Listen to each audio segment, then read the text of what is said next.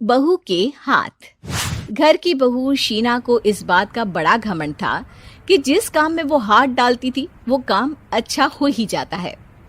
शीना की हर बात में हाथ का इस्तेमाल जरूर होता था। एक दिन शीना का पति आकाश उससे कहता है, कल जो वो भिंडी बनाई थी ना तुमने, वाह वाह वाह वाह, मजे आ गए। मैंने अपने हाथों से बनाई थी।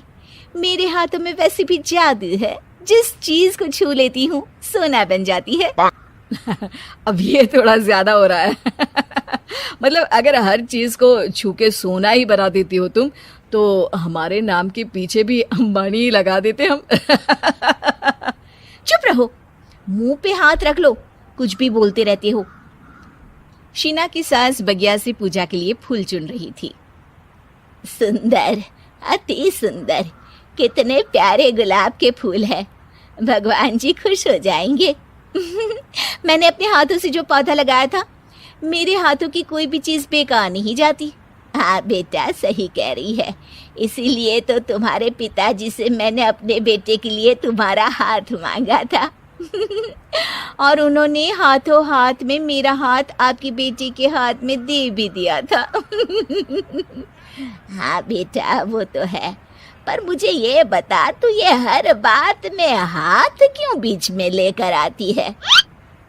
माँ जी, पंडित जी ने हाथ मेरा देखकर नैनीताल में कहा था कि मेरे हाथ जगन्नाथ हैं, मेरे हाथों से कभी कोई काम नहीं बिगड़ेगा। तो मेरे हाथों की तारीफ तो मुझे करनी पड़ेगी ना। हाँ हाँ, ठीक ही कह रही हो वैसे।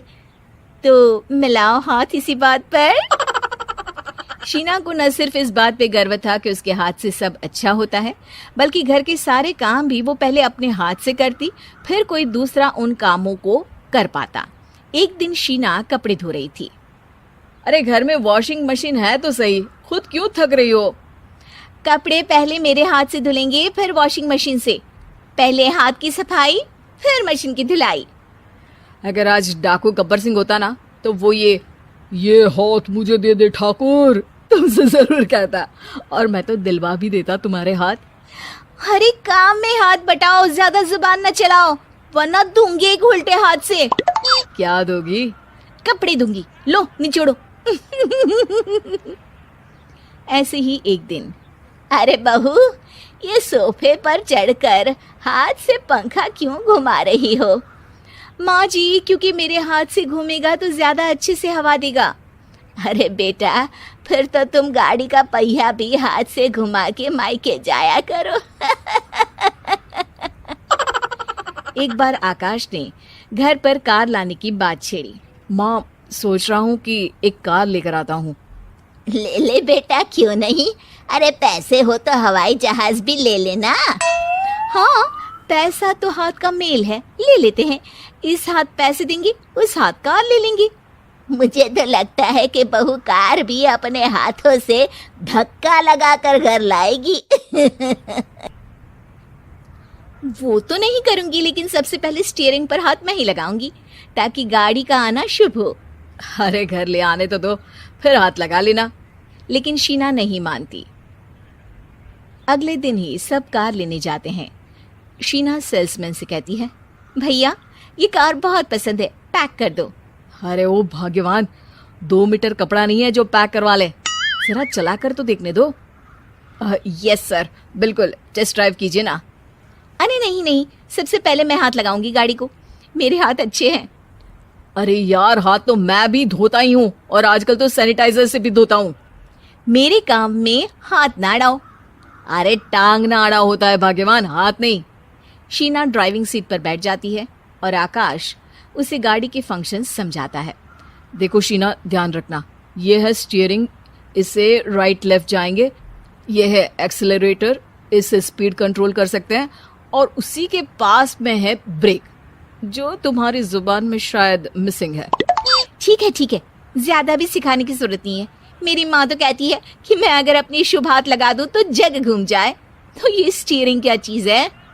शीना गाड़ी स्टार्ट कर देती है और स्टीयरिंग को घुमाते हुए एक्सेलरेटर पर धीरे से पैर रखती है, और शोरूम के बाहर के एरिया में ही गाड़ी घूमने लगती है, जहाँ दूसरी गाड़ियाँ भी रखी हैं।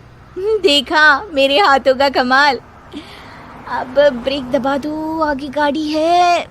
शीना आगे गाड़ी देखकर घबरा जाती है और पाँव गलती से एक्सीलरेटर पर पड़ जाता है। कार आगे खड़ी एक बड़ी गाड़ी में घुस जाती है। दोनों कार से उतरते हैं। सेल्समैन भागते हुए आता है।